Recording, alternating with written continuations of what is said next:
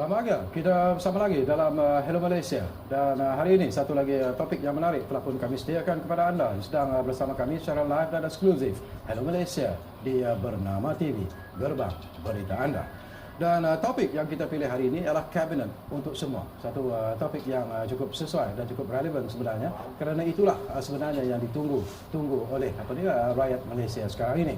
PRU ke-13 telah pun berlalu. Kerajaan Barisan Nasional telah pun diberi mandat untuk menerajui kerajaan, dan sekarang ini apa yang ditunggu oleh rakyat Malaysia adalah untuk mengetahui siapakah yang akan menganggotai Kabinet baru Malaysia. Baiklah, dua tetamu sudah pun bersiap sedia di studio Hello Malaysia bersama dengan saya untuk memperkatakan tentang topik ini. Jadi saya mengalung-alungkan Yang Berhormat Saudara P. Kamalan Nazan yang merupakan ahli Parlimen Hulu Selangor. Jadi Yang Berhormat, selamat datang semula ke Hello Malaysia. Terima kasih Encik Kawi. Jadi tahniah saya ucapkan atas kejayaan mempertahankan kerusi Parlimen Hulu Selangor. Ya, saya pun terima kasih kerana diberi jemputan hadir ke sini. Saya ucap terima kasih. Tahniah ini saya terima, tapi tahniah ini seharusnya ditujukan kepada semua sahabat-sahabat saya di Parlimen Hulu Selangor yang telah memberi kepercayaan kepada Barisan Nasional dan juga saya. Terima kasih saya juga kepada Presiden Parti MIC dan juga Perdana Menteri kerana memberi kepercayaan kepada saya. Okey, dan kita juga ditemani oleh rakan baik kami di Hello Malaysia ini sebenarnya, iaitu yang berbahagia Saudara Azizul Halim Abdul Aziz yang merupakan setiausaha bahagian penyelidikan Barisan Nasional. Jadi Zul, satu lagi topik yang menarik sebenarnya untuk kita sembang-sembang hari ini di Hello Malaysia. Ya, terima kasih. Okey, satu perkara yang menarik sebelum kita pergi kepada tentang topik yang kita bincangkan, iaitu Kabinet untuk Semua. Sebelum saya lupa, saya ingatkan semula kepada anda yang sedang bersama kami secara live dan eksklusif ini, anda juga dialu-alukan untuk memberi pandangan dan juga pendapat berkaitan dengan topik yang kita bincangkan hari ini di Hello Malaysia. Dan seperti biasalah, panggil kami di 03 2693 7008. Sebelum kita memperkatakan tentang Kabinet untuk Semua, saya nak berkongsi pengalaman sebenarnya dengan Yang Berhormat Saudara Kamal. Kalau kita masih ingat 2010 saudara bertanding untuk di pilihan raya kecil di kursi parlimen ini dan anda menang. Tetapi dalam PRU ini satu kejayaan setelah menghadapi cabaran yang cukup hebat, saya percaya persaingan 4 penjuru, tetapi akhirnya Yang Berhormat P. Kamalan Nazan tetap berjaya mempertahankan kursi itu. Boleh kita kongsi pengalaman jika dibandingkan 2010 dengan 2013 yang dikatakan ibu segala pilihan raya ini? Saya tidak menafikan dua pengalaman yang berbeza, dua pengalaman yang jauh berbeza. Pengalaman pilihan raya kecil dan pengalaman pilihan raya umum. Pengalaman pilihan raya kecil, pada masa itu saya diturunkan sebagai calon dalam minit-minit yang terakhir, dan saya tidak begitu memahami latar belakang geografi Hulu Selangor yang begitu besar, lebih besar daripada negeri Melaka, daripada Sungai Chu sampai ke Seri Keledang.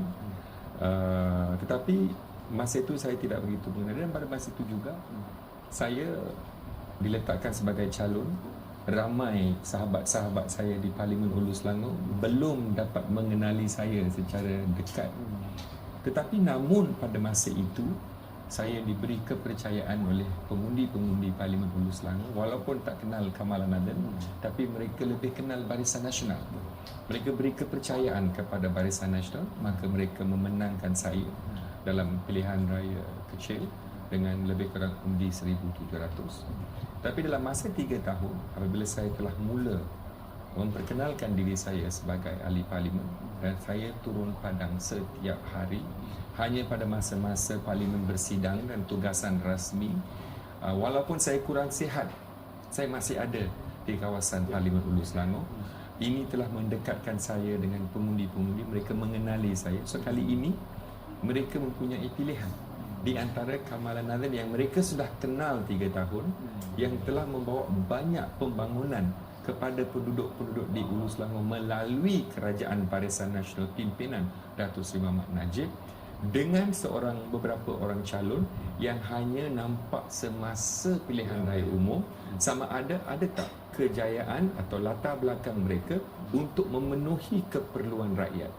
Maka walaupun ada penambahan pengundi lebih kurang 20,000, tetapi saya kali ini syukur kepada Tuhan kerana saya telah berjaya bukan saja mengekalkan kerusi Parlimen Hulu Selangor, tetapi dapat meningkatkan majoriti daripada 1,700 ke 3,400. Ini merupakan ini bukan pencapaian saya. Ini pencapaian pengundi-pengundi Parlimen Hulu Selangor. Ini pencapaian Kerajaan Barisan Nasional yang berteraskan menepati janji, yang telah melaksanakan janji-janji. Kerana rakyat di Hulu Selangor nampak apakah pembaruan, penambahbaikan 3 tahun apabila saya menjadi ahli parlimen, dan mereka bandingkan 3 tahun ini dengan dari 2008 hingga 2010 apabila Pakatan Rakyat mempunyai peluang untuk melaksanakan tanggungjawab mereka tapi gagal. So dengan adanya ini, ia membantu saya. Dan memang tidak ada. Kali ini saya turun, walaupun ramai kata pada masa itu Kamala Nathan menang kerana ada ramai pemimpin dari seluruh negara datang membantu. Itu benar, ramai membantu. Tapi jentera Barisan Nasional Parlimen Hulu Selangor pun kuat. Tapi kali ini jentera Parlimen Hulu Selangor yang dipimpin oleh yang berbahagia Datuk Idris sendiri telah membantu untuk memastikan jentera ini sekuat, sehebat seperti biasa dan kita mengekalkan hal ini. Okey, nanti kita sama lagi. Sebelum saya pergi kepada saudara Azizul, dia fahamkan ada pemanggil dah pun memanggil kita di Hello Malaysia ini. Kebetulan namanya juga Kamal. Kerana saya lebih selesa memanggil P. Kamalan Nalan ini sebagai Kamal, dan Kamal jugalah nama yang cukup sinonim dengan penduduk-penduduk di sekitar Hulu Selangor terutamanya. Jadi kita ambil dulu panggilan ini, iaitu Kamal dari Kelantan. Assalamualaikum, Ma. Halo. Halo, Cik Kamal. Ya, silakan. Halo. Ya, jangan dengar TV lah. Terus. Halo. Ya. Halo, Assalamualaikum. Waalaikumsalam. Silakan. Ya. Ya.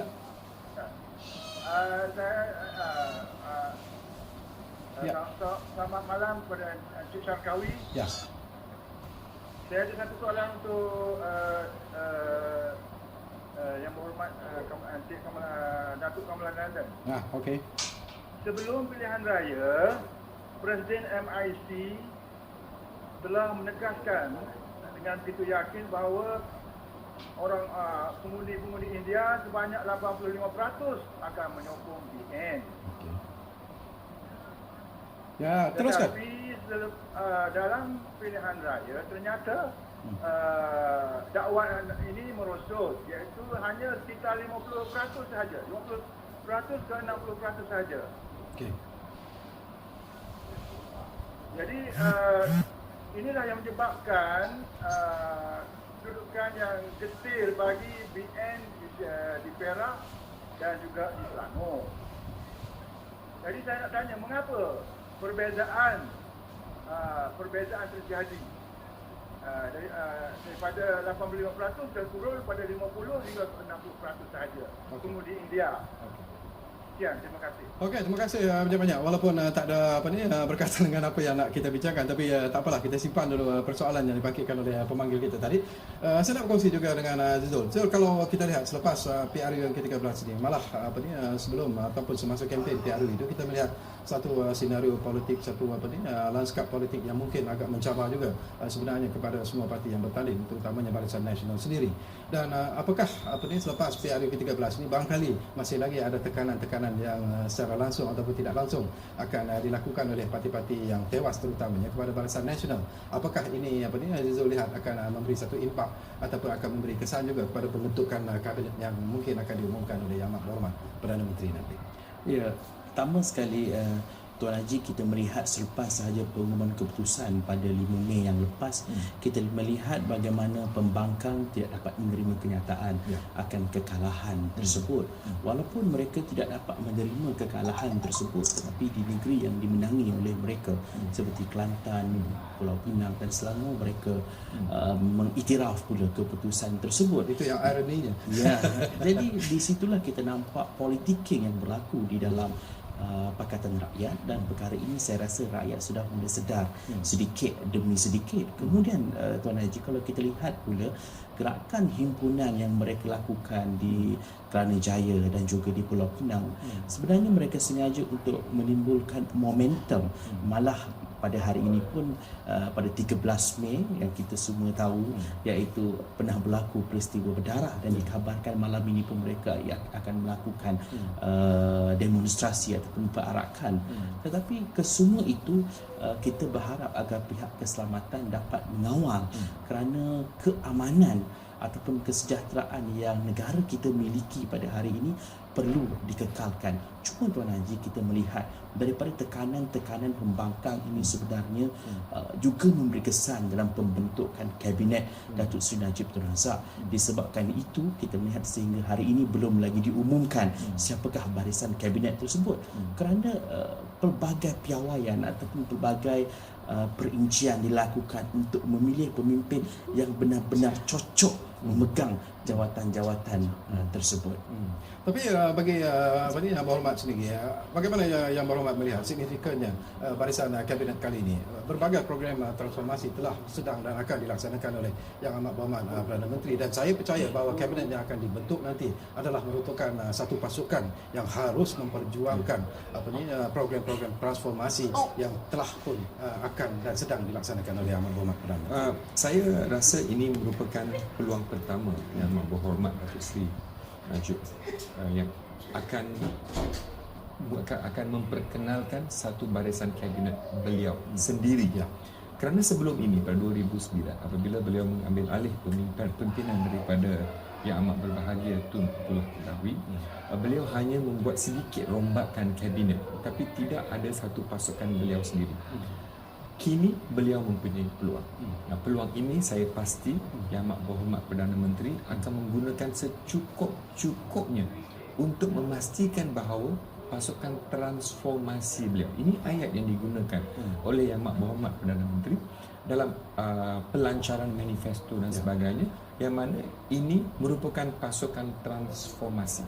133 ahli parlimen yang telah pun dipilih oleh rakyat Malaysia dari seluruh negara ini merupakan pasukan transformasi, dan pasukan transformasi 133 ahli parlimen ini semuanya mempunyai kelayakan secukup-cukupnya untuk memegang apa juga jawatan dalam barisan kepimpinan. Ini akan memberi Yang Amat Berhormat Perdana Menteri satu pilihan yang luas, dan pada masa yang sama Yang Amat Berhormat Perdana Menteri juga akan memilih barisan kepimpinan yang akan melaksanakan manifesto Aku Janji Menepati Janji Membawa Harapan.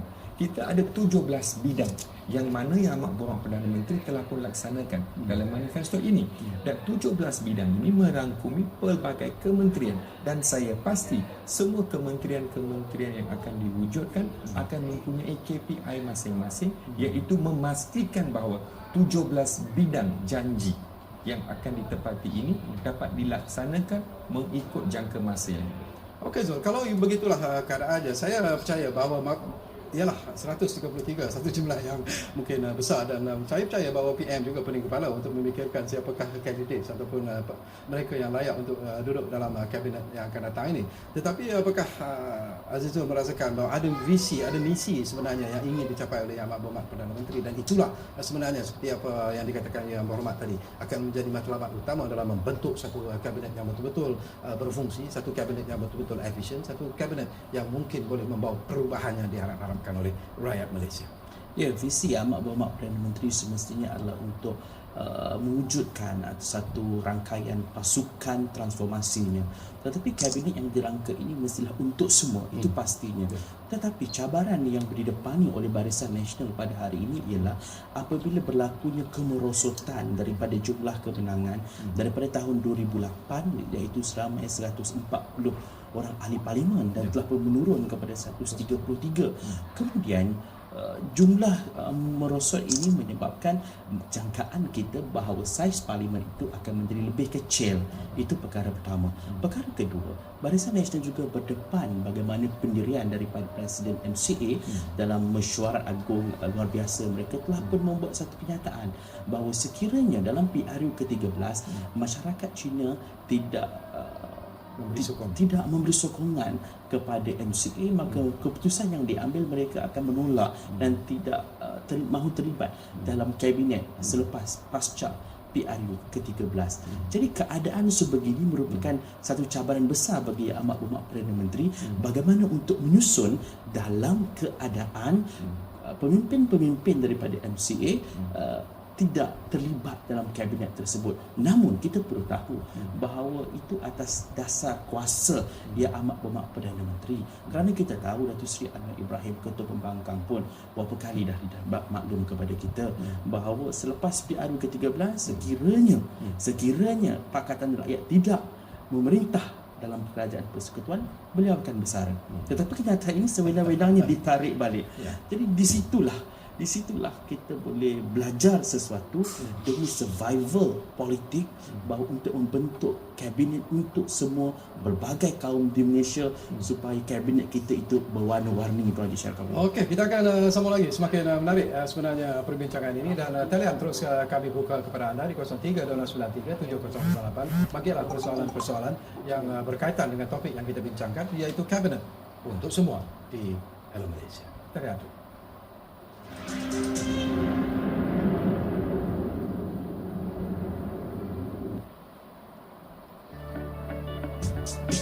Menyelami realiti, menjejaki masa, meninjau peristiwa, paparan kronikal kembaran kehidupan, pelbagai keunikan juga pengalaman menarik dari dalam dan luar negara. Segalanya disorotkan selama setengah jam. Hello, Tuan Haji Dahlan. Mungkin dia tak dapat mendengar. Tak apa, kita ya. Ya. Iaitu bagaimana kita nak cover kaum minoriti macam orang asli dan orang Siam. Sama boleh tak seorang untuk batin dilantik sebagai senator ataupun wakil dari masyarakat Siam dilantik sebagai senator dalam kabinet untuk membayangi semua kaum dapat representatif dalam kabinet. Terima kasih. Baik, terima kasih banyak Tuan Haji Dahlan dari Kuala Lumpur. Jadi menarik juga persoalan yang dibangkitkan oleh Tuan Haji Dahlan. Ini satu perkara yang menarik sebenarnya, Yang Berhormat. Kalau kita lihat tentang apa langkah ataupun apa tindakan telah diambil oleh MCA misalnya, menjadi satu seperti apa yang Aziz kata, mungkin sedikit tekanan kepada Yang Berhormat Perdana Menteri. Tetapi apakah secara peribadi Yang Berhormat merasakan bahawa representation daripada kaum Cina itu sendiri diperlukan, tak kira lah mungkin dari MCA, daripada gerakan ataupun barangkali juga dari SUPP? Jadi komen Yang Berhormat. Sebelum saya menjawab soalan ini, Tuan Haji, untuk soalan Tuan Haji Dahlan, memang ada Kerajaan Barisan Nasional tak pernah meminggirkan sesiapa pun. Betul. Kita ada wakil-wakil kita daripada kaum minoriti Siam dan juga kaum orang asli yang dilantik menjadi senator yang telah memberi perkhidmatan. Malah baru-baru ini apabila saya buat satu program untuk perkampungan orang asli saya di Kuala Lumpur Baru, wakil Yang Berhormat Senator yang mewakili kaum orang asli hadir sama. So kita tidak akan meminggir sesiapa pun dalam anjakan negara ini untuk masa depan. Untuk soalan Abang Syarikawi, ya, saya rasa mesti ada wakil komuniti dalam barisan kepimpinan. Keputusan MCA kita menghormati, tapi saya harap mereka mempertimbangkan kembali, walaupun mereka telah pun membuat keputusan sekali lagi bahawa mereka tidak akan mengambil tanggungjawab tersebut kerana mereka rasa pengundi-pengundi kaum Cina tidak memberi undi kepada mereka. Kita menghormati keputusan tersebut, tetapi saya bawa contoh negeri Kedah dan juga negeri Johor yang akan membuat lantikan exco, tetapi mereka akan menyimpan satu tempat dalam exco kerajaan negeri masing-masing untuk wakil MCA. Dengan harapan bahawa dalam masa yang terdekat mereka akan membuat keputusan kerana mereka akan menghadapi mesyuarat agung mereka, dan mungkin dalam mesyuarat agung tersebut mereka akan buat keputusan. Dan saya pasti kemungkinan besar Yang Amat Berhormat Datuk Seri Muhammad Najib juga akan membuat keputusan, mungkin akan membuat keputusan demikian, tetapi beliau lebih bijak. Saya pasti percaturan beliau untuk mewujudkan kabinet transformasi ini akan mengambil kira semua ini.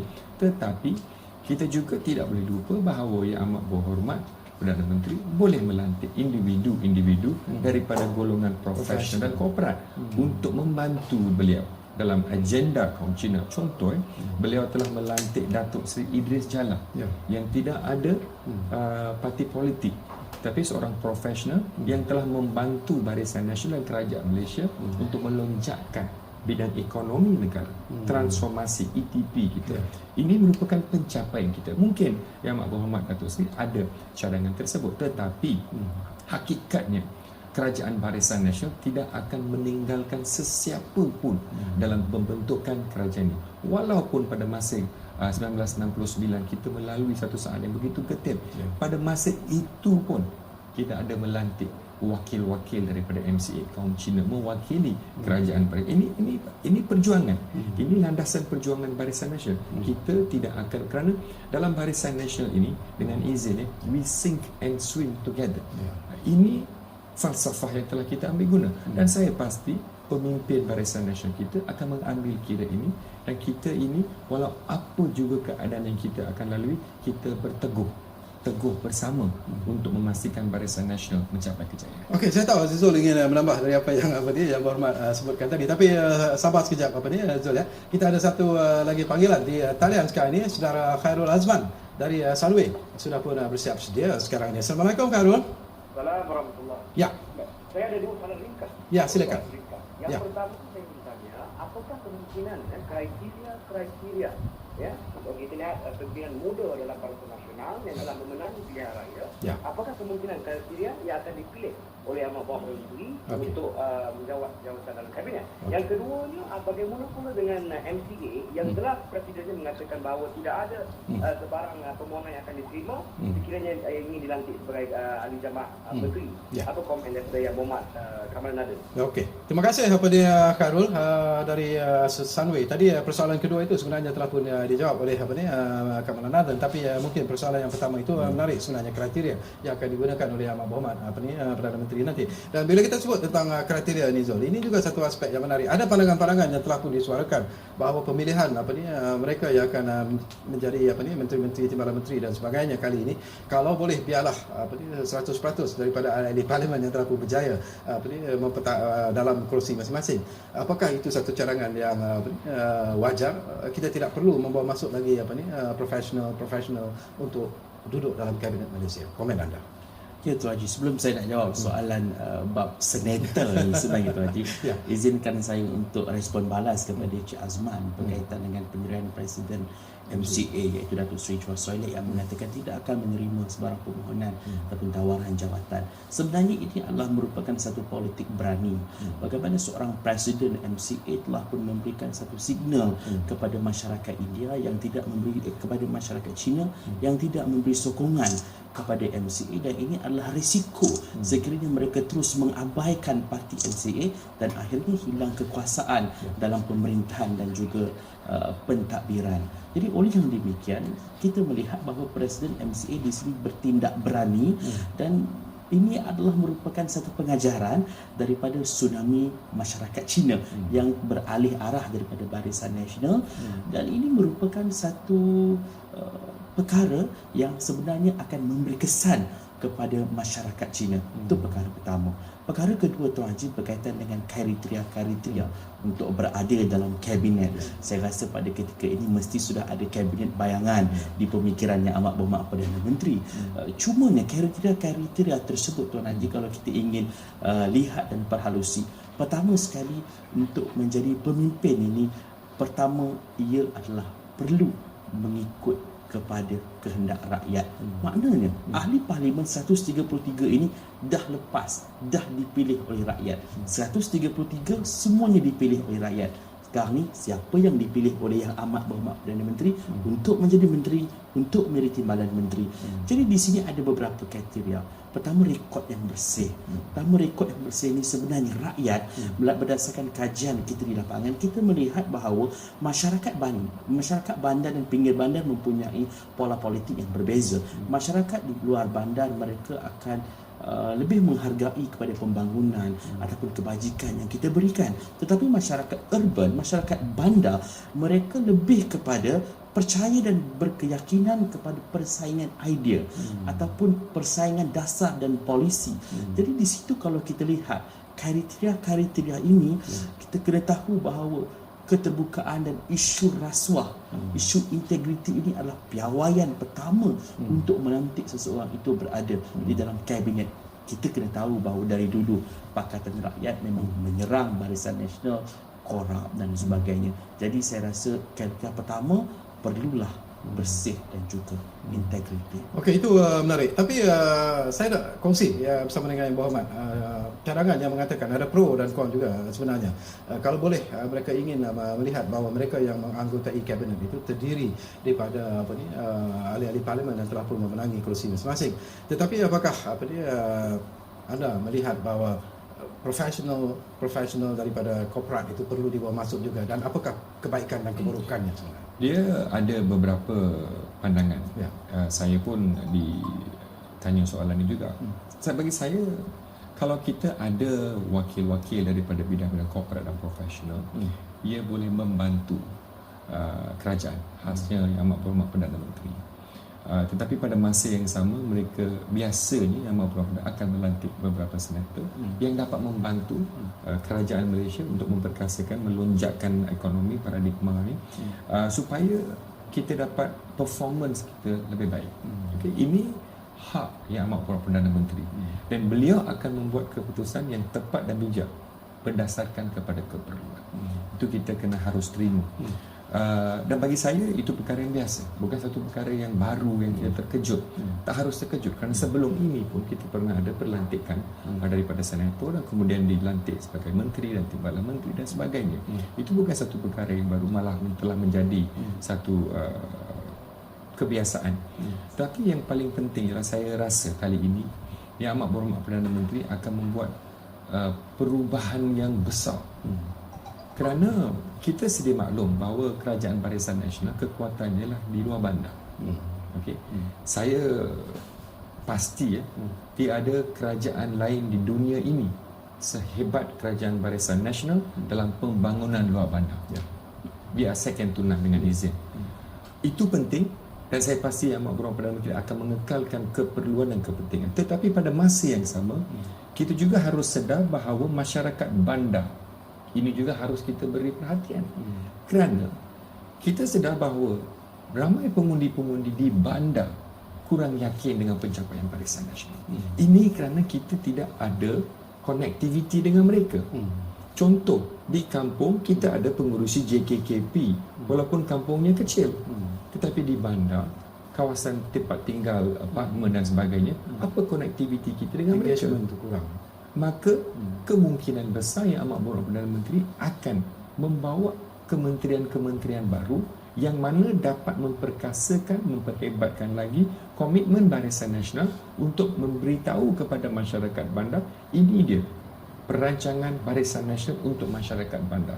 Kemungkinan besar satu kementerian akan diwujudkan untuk fokus mata-mata keperluan masyarakat bandar ini. Okey, kita sambung lagi Yang Berhormat, kerana kita diarah untuk berehat seketika, dan kembali nanti persoalan ini menjadi semakin menarik sebenarnya, dan saya percaya tetamu saya yang seorang lagi, saudara Azizul Halim, juga ada perkara-perkara yang ingin dibangkitkan bila kita bercakap tentang pemilihan ataupun kriteria yang diperlukan untuk dipilih duduk dalam kerusi kabinet nanti. Baiklah, kita berehat seketika, kembali semula nanti bersama kami di Hello Malaysia.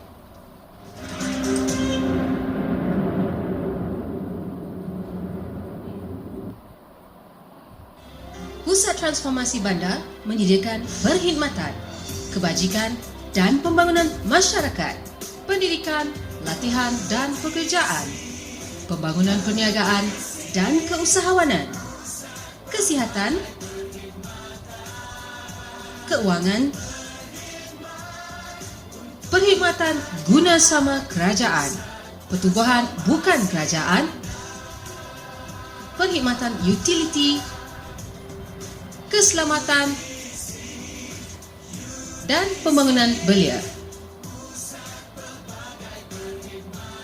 UTC Kuala Lumpur turut menyediakan perkhidmatan kedai rakyat Satu Malaysia, kedai kain Satu Malaysia dan kedai buku Satu Malaysia.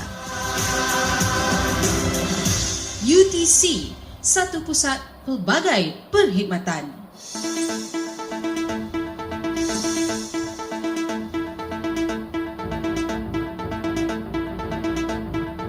ekonomi dunia,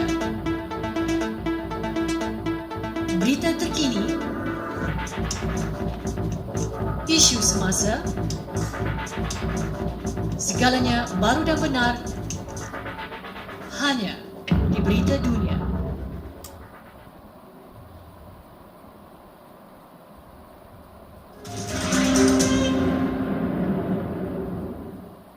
Baiklah, terima kasih banyak-banyak kerana anda masih lagi bersama kami di Hello Malaysia ini. Kita masih lagi bercakap kabinet untuk semua dan kita masih lagi mengekalkan dua tetamu yang cukup istimewa di studio Hello Malaysia ini, iaitu Yang Berhormat Saudara P. Kamaluddin, ahli Parlimen Hulu Selangor, dan juga kita bersama dengan berbahagia Saudara Azizul Halim Abdul Aziz, iaitu Setiausaha Bahagian Penyelidikan Barisan Nasional. Tadi ada perkara menarik dibangkitkan oleh Yang Berhormat tadi P. Kamaluddin. Barangkali Azizul juga ada pandangan tersendiri bila kita bercakap tentang bukan saja kriteria sebenarnya, tetapi perkara-perkara perlu yang diberi perhatian oleh Yang Berhormat Perdana Menteri dalam pembentukan kabinet kali ini. Ya Tuan Haji, pertama sekali saya sehaluan dengan komentar yang diberikan oleh YB berkaitan dengan pelantikan senator bukanlah perkara baru dalam budaya politik di Malaysia.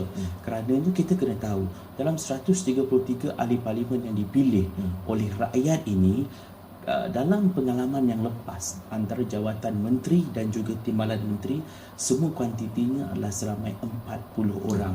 Jadi apabila 133 ditolak 40 orang yang memegang jawatan menteri dan timbalan menteri, maknanya ahli parlimen yang akan berada di dalam Dewan Rakyat itu hanyalah seramai 83 orang. Jadi 83 orang ini kalau kita bandingkan dengan ahli parlimen pembangkang adalah lebih 89 orang. Jadi di sinilah keperluan bahawa kita juga perlu melantik senator di mana untuk mengimbangi suara ahli parlimen dalam Dewan Rakyat. Sekiranya berlaku undian dalam suatu usul, perkara ini akan membimbangkan Barisan Nasional. Itu perkara pertama. Perkara kedua, untuk mengatasi masalah ini, keperluan untuk melantik senator. Tetapi pada pendapat saya melihat pelantikan senator ini amat sesuai sekiranya kita melantik mengikut kepakaran. Kerana berdasarkan budaya yang lepas, apabila seseorang calon itu tewas dalam bertanding, diangkat sebagai senator. Tetapi perkara itu kita kena tahu bahawa ia adalah satu kes-kes yang terpencil dan ia tidak wajar untuk diteruskan dalam suasana politik baru. Oleh yang demikian, untuk pelantikan senator ini sebenarnya Tuan Haji, sebenarnya Barisan Nasional sepatutnya melantik mengikut kepakaran. Sebab itu kalau kita tengok apa yang sedang berombak besar di media sosial sekarang ini, apabila Presiden MCA mengumumkan untuk tidak mahu menerima sebarang jawatan, kita dah mula dengar desa-desus bahawa untuk melantik pakar-pakar daripada kaum Cina sendiri untuk memegang jawatan menteri dan timbalan menteri. Tetapi pada pendapat saya, apa juga salahnya sekiranya orang Melayu ataupun orang India untuk diberi portfolio menjaga kaum Cina? Kerana Malaysia ini adalah sebuah negara yang sebenarnya majmuk, iaitu menjunjung semangat One Malaysia, dan saya kira perkara itu adalah lebih outstanding ataupun lebih segar untuk suasana politik di Malaysia. Okey, Aziz Awang Deraman ada di talian sekarang ni. Assalamualaikum Aziz. Assalamualaikum Abang Haji dan juga kepada YB dan juga Cik Azizul. Ya. Saya nak berkongsi pandangan macam ni. Pertama sekali kita dapati, saya amat berharap supaya kabinet yang jangka ditubuhkan oleh Yang Amat Berhormat Perdana Menteri ini menggambarkan kabinet transformasi selaras dengan keupayaan dan juga kuasa mandat yang diberikan oleh pengundi kepada Yang Amat Berhormat. Jadi di sini bila kita dapati bahawa penekanan pada pandangan saya tidak seharusnya kepada kota-kota tertentu untuk memegang satu-satu kementerian, tapi lebih merupakan kepada fair distribution dan juga menggambarkan apa sumbangan kaum-kaum tertentu di dalam menolong Barisan Nasional memegang tampuk pemerintahan persekutuan. Di sini kita dasarkan bukan kepada lebih kepada kota, tapi kepada actual needs of representation daripada keseluruhan kaum-kaum yang memberi sumbangan kepada BN.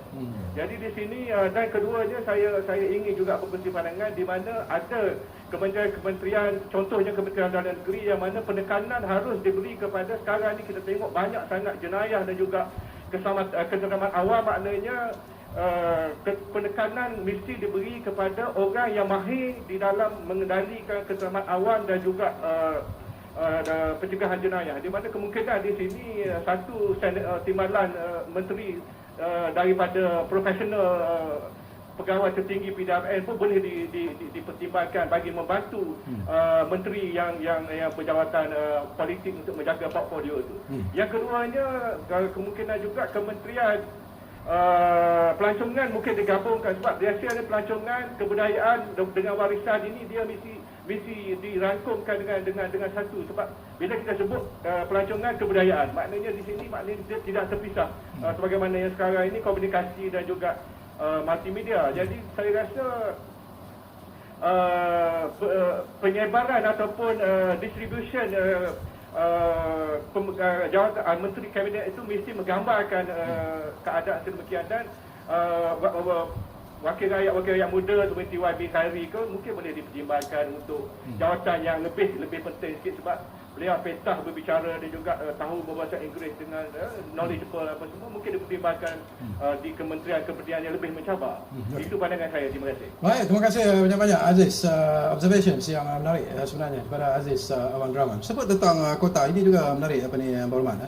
Saya difahamkan bahawa MIC juga sebenarnya ingin kalau boleh memohon kepada Yang Amat Berhormat Perdana Menteri barangkali untuk menambah jawatan menteri dan juga timbalan menteri bagi MIC sendiri, kerana MIC telah pun menunjukkan contoh, telah menunjukkan bukti bahawa mereka memberikan sokongan yang padu sebenarnya kepada Barisan Nasional, walaupun mungkin tidak 100%, tetapi mungkin sokongan itulah yang memberi sedikit perubahan kepada putusan PRU ke-13 ini. Ya, kita nampak ada peningkatan sokongan kaum India kepada Barisan Nasional berbanding kepada prestasi kita pada tahun 2008.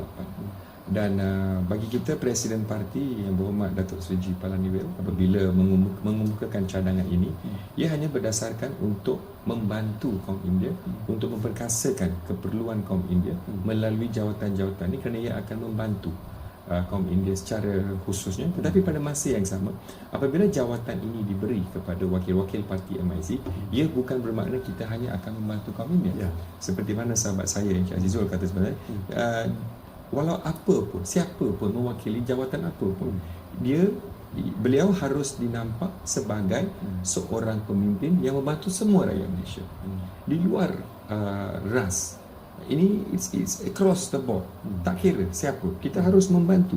Dan pada masa itu kita tak boleh lihat kaum ini tidak membantu kita untuk menang pilihan raya, maka kita akan memikirkan. Perkara itu tak harus diingati sama sekali, kerana yang paling penting kita harus sedar mungkin ada kesilapan, mungkin ada kekurangan. Bagaimanakah kita nak menambah baik prestasi perkhidmatan kita supaya pada masa yang akan datang kaum-kaum yang lain akan terus memberi sokongan kepada Barisan Nasional. Ini tanggungjawab pemimpin. Kita tidak boleh mengambil ini, katakan kita tak akan membantu. Itu satu pendekatan yang tak baik langsung. Bagi kita sebagai seorang pemimpin, apabila beliau telah dilantik memegang jawatan-jawatan ini, beliau harus melihat across the board bagaimana kita dapat mendekatkan lagi mereka-mereka yang tak menyokong kita, dan pada masa yang sama bagaimana kita dapat menambah baik persefahaman di antara ahli-ahli kita. Itu yang sangat penting. Okey, hero muda Zul ya. Kita panggil hero lah ya. Macam Kamala Nathan, macam disebut oleh Aziz tadi, Khairi Jamaluddin misalnya. Mungkin inilah antara watak-watak yang mungkin perlu diperkenalkan dalam kabinet kali ini dalam usaha untuk menarik anak-anak muda supaya terus memberi sokongan kepada Barisan Nasional. Itu antara contoh-contoh. Banyak lagi tokoh-tokoh ataupun hero-hero muda yang berada yang memenangi pilihan raya kali ini. Jadi komen anda. Ya, sebenarnya kita perlu percaya bahawa pembaharuan hanya boleh dilaksanakan oleh orang baru. Kita kena berpegang kepada konsep tersebut, kerana kita di pihak Barisan Nasional pada hari ini sebenarnya bertuah kerana mempunyai pemimpin-pemimpin pelapis yang berbakat dan juga mempunyai daya kepimpinan yang cukup tinggi. Disebabkan itu, dalam pemerhatian kita telah pun melalui berbagai pengalaman bahawa pemimpin-pemimpin muda ini sebenarnya perlu diberikan peluang yang lebih besar, kerana kita perlu tahu bahawa pola pengundian masyarakat khususnya kepada generasi muda adalah kurang untuk menyebelahi Barisan Nasional. Jadi kenapa? Apakah faktor mereka ini jauh sedikit dengan Barisan Nasional? Kerana mereka ini rasa mereka tidak diberi peluang. Jadi isu peluang ini adalah perlu diselesaikan oleh pucuk pimpinan tertinggi. Sebab itulah kita perlu tahu bahawa YB Khairi Jamaluddin, saya kira ketika beliau menjadi ketua pemuda dalam penggal yang lepas, beliau tidak mempunyai jawatan menteri. Saya kira beliau begitu popular di kalangan golongan muda dengan pelbagai program atas kapasiti ketua pemuda UMNO dan juga ketua pemuda Barisan Nasional. Jadi kita perlu tahu bahawa golongan-golongan cerdik pandai petah berbicara, dan kalau kita kena tahu juga dalam parlimen YB Khairi Jamaluddin dan juga YB Datuk Rahman Dahlan dan tak kurang juga YB P. Kamal Nordin merupakan jagoan dalam Dewan Rakyat. Dan kita kena tahu dalam Dewan Rakyat akan datang penggal ke-13 ini, kita akan berdepan juga dengan pakar dan ketua strategik PKR Rafizi Ramli. Kita juga akan berdepan dengan Nurul Izzah. Kita juga akan berdepan dengan Tony Puak. Mereka ini adalah pemikir-pemikir yang saya kira adalah ibarat bertemu buku dengan luas, dan Barisan Nasional mahu tidak mahu perlu memberikan ruang dan peluang kepada pemimpin muda untuk memegang dan menggalas tanggungjawab yang besar. Sudah tiba masanya.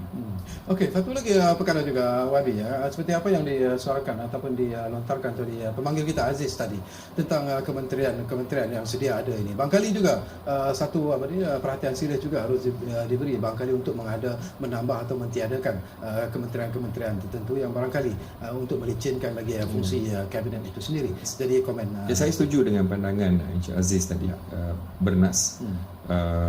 Saya sendiri sebagai seorang ahli parlimen penggal kedua ini memang nampak ada beberapa kementerian ini tanggungjawab mereka bertindih. Contoh Kementerian Pelajaran dengan Kementerian Pengajian Tinggi. Ada tanggungjawab berbeza, tapi ada juga pendidikan.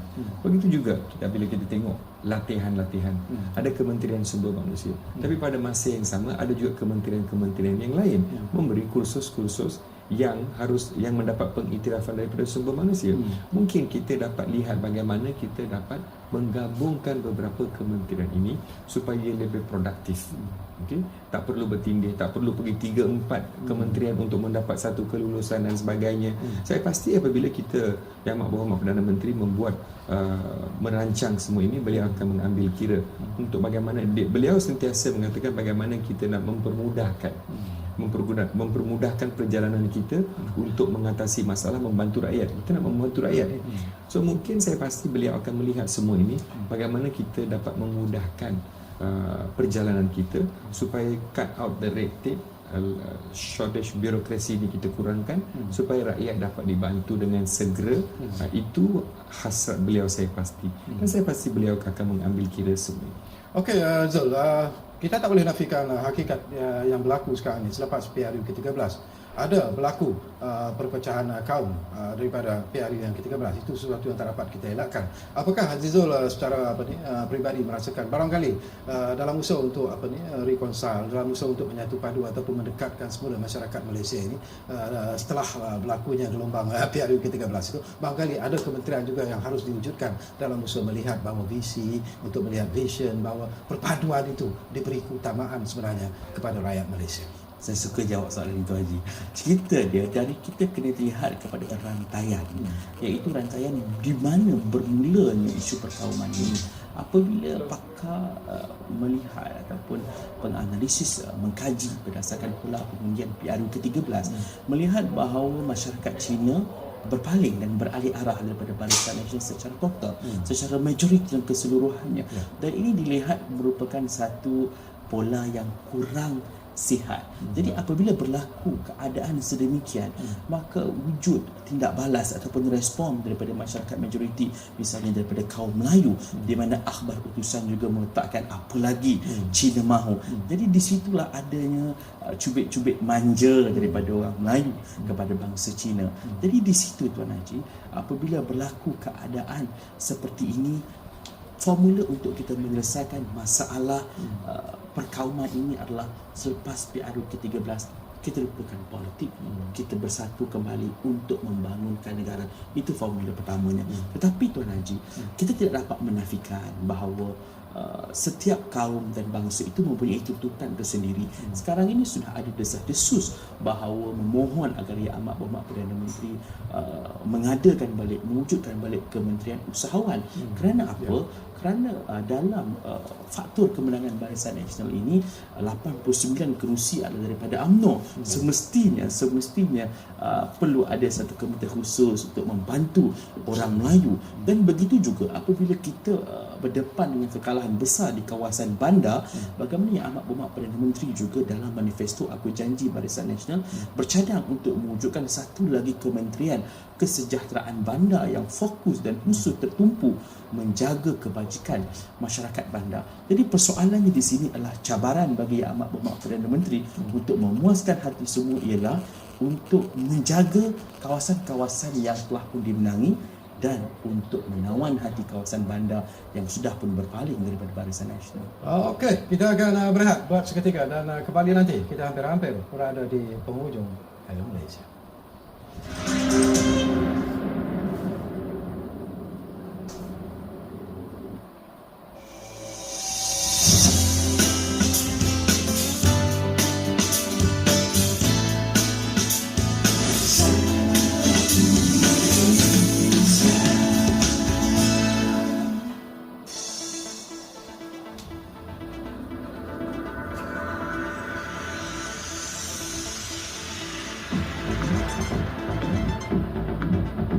Menongkah batasan masa, mengupas isu semasa, menjadi saluran pelbagai suara, segalanya baru dan benar di Berita Bernama TV.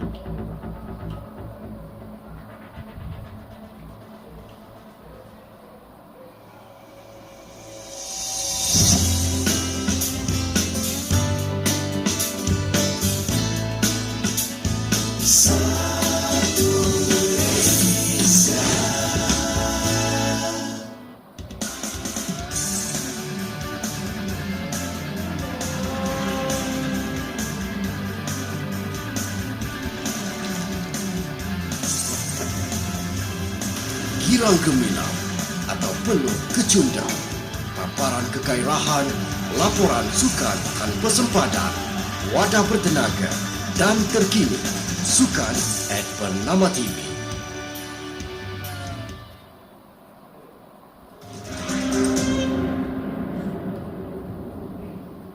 Baiklah, di penghujung Hello Malaysia, penerbit saudara Azizul saya bagi tahu dia kata 3-5-6 minit saja lagi. Jadi kita perlu segerakan. Okey, kita tadi bercakap kriteria, tetapi mungkin ada lagi kriteria-kriteria tertentu yang perlu dilihat oleh Yang Amat Berhormat Perdana Menteri sebelum mengumumkan ataupun nama-nama calon yang bakal duduk di kerusi kabinet nanti. Saya rasa di antara perkara yang penting yang mana Yang Amat Berhormat Perdana Menteri akan memberi penekanan ialah sejauh mana calon-calon menteri atau timbalan menteri ini menggunakan media sosial. Penglibatan mereka dalam media sosial, kerana media sosial menjadi satu lagi cara bagaimana kita dapat mendekati rakyat. Bagi saya sendiri, saya menggunakan media sosial dan saya mendapat banyak laporan-laporan dan cadangan-cadangan oleh pengundi-pengundi Parlimen Hulu Selangor atas masalah-masalah yang dialami oleh mereka. So itu akan memainkan satu peranan penting. Masyarakat bandar memang menggunakan media sosial ini dalam cara mereka menghubungi dengan wakil-wakil rakyat mereka. Itu lagi perkara yang kita harus lihat ialah penglibatan kaum wanita. Kita mempunyai sekumpulan ahli-ahli parlimen kaum wanita yang begitu agresif dan hebat. Ramai. Di antara yang saya nampak ahli parlimen Tenggara, ahli parlimen Batang Sadong, Penggerang, Parit Sulong dan sebagainya mempunyai kewibawaan dan kebolehan. Contoh seperti ahli parlimen Batang Lupa, Tanjung Manis dan sebagainya. Ramai. Sekarang kita mempunyai ramai ahli-ahli parlimen wanita yang sedia memikul tanggungjawab. Dan saya pasti mereka bukan saja kita bukan saja harus menampakkan mereka sebagai menteri atau timbalan menteri dalam pembangunan wanita saja, tapi selain daripada kementerian-kementerian itu, kita harus ada banyak lagi ruang untuk mereka memberi perkhidmatan mereka untuk negara ini. Ini saya rasa keperluan kita akan. Okey, saya tahu Zul juga ada pandangan tersendiri. Tapi akhirnya Zul, apa yang ingin dilihat ataupun ditunggu oleh rakyat Malaysia apabila PM umumkan barisan kabinet nanti, mereka akan mengatakan wow, hebat. Kita tak ada dengar istilah seperti alamak, Jadi komen anda. Pertama sekali Yang Amat Berhormat Perdana Menteri perlu menilai strategi untuk mengekalkan status quo. Status quo kita bahawa kejayaan Barisan Nasional 133 ini banyak disumbang oleh ahli parlimen, kawasan-kawasan parlimen dan di Sabah dan juga di Sarawak. Jadi itu adalah penilaian yang utama. Perlu memilih juga daripada kawasan-kawasan pinggir bandar. Pemimpin mereka ini perlu diangkat, perlu juga diberi ruang untuk memimpin. Kerana kita kena tahu bahawa Sabah dan Sarawak itu boleh katakan sebagai fake deposit untuk Barisan Nasional. Itu perkara pertama. Kedua, perlu lihat juga bahawa kepada pemimpin-pemimpin yang menang giant, kita panggil dia giant killer, iaitu seperti Datuk Seri Syahidan Kasim. Syahidan Kasim menewaskan Datuk Dr. Harudin. Itu merupakan satu kredit kepada beliau. Begitu juga Datuk Seri Aziz Syed Fazil yang menang kepada Saifuddin Nasution. Begitu juga Datuk Osman Abdul yang menenggelamkan Mat Sabu. Jadi di sini perlu juga ada penilaian kejayaan yang mereka perolehi dalam PRU ke-13. Dan saya sangat setuju bab isu jantina tadi, kerana kalau YB perasan sekarang ni pun Menteri Wanita adalah lelaki yang Amat Perdana Menteri sendiri. Jadi sudah tiba masanya untuk pass button kepada wanita kembali, dan memang tidak kurang hebatnya. Tapi Barisan Nasional amat mengharapkan semua pemimpin-pemimpin yang dipilih dalam kabinet ke-13 ini adalah yang terbaik dan dapat memuaskan hati semua. Apakah YB yakin? Ya, silakan. Tapi sekarang pun contoh di Kementerian Wanita ni kita ada yang berhormat Beliau Kasnum Sungai Besar. Beliau juga mempunyai kehebatan beliau. Tapi saya pasti Yang Amat Perdana Menteri lebih arif atas keperluan ini, dan saya pasti beliau juga akan memberi lebih peluang kepada kaum wanita untuk mewakilkan sebagai menteri dan juga timbalan menteri pada kementerian-kementerian yang sewajarnya, kerana kita nampak ada peluang bagi mereka. Dan saya pasti Yang Amat Perdana Menteri akan membuat keputusan yang bijak, kerana beliau sudah tahu keperluan pasukan ini, pasukan transformasi beliau. Kita harus beri peluang kepada beliau untuk membuat keputusan. Dan saya rasa tidak ada siapa-siapa memberi pressure atau tekanan kepada beliau memerlukan ini dan sebagainya. Saya pasti kalau kita beri dia ruang dan masa, beliau akan membuat satu keputusan yang bijak, yang mana keputusan ini bukan saja akan menambah baik prestasi kita sebagai Barisan Nasional, tetapi barisan inilah yang akan memberi kejayaan semasa PRU ke-14. Okey, 1 minit Zul. Apakah Zul yakin bahawa barangkali juga dalam kabinet ini akan ada kombinasi muka baru dan juga muka lama seperti yang anda sebutkan, tetapi jaminannya bahawa rakyat Malaysia akan mendapat apa yang mereka harapkan, terutamanya melalui aku janji yang telah pun diumumkan oleh Yang Amat Berhormat Perdana Menteri dalam PRU ke-13 ini? Ya, untuk masa depan Barisan Nasional dan survival Barisan Nasional, mahu tidak mahu pelapis muda perlu diangkat, diberi peluang yang besar untuk memimpin kementerian. Kerana apa? Pembaharuan hanya boleh dilakukan oleh orang baru, dan untuk menyegarkan kembali Barisan Nasional hanya pemimpin-pemimpin muda yang nampak fresh, bertenaga untuk memimpin kementerian-kementerian tersebut. Dan saya harap sudah tiba masanya, orang kata ini kalilah bagi kepada pemimpin-pemimpin muda. Okey, menarik. Tapi satu soalan secara peribadi, Zul. Kalau katalah Abang P Kamal Nazar terkejut tak anda? Saya tidak terkejut sebab saya memang melihat kepetahan beliau. Sebab itu kalau kita tengok YB bercakap bahasa Melayu tu, sebab betul Tuan Haji panggil Kamal, nama Melayu sebab kepetahannya. Dan saya rasa tidak kurang juga kerana MIC juga ada beberapa pemimpin dan bukanlah satu kemustahilan sekiranya orang yang duduk di sebelah kita ini diangkat sebagai timbalan menteri ataupun menteri. Kita doakan saja.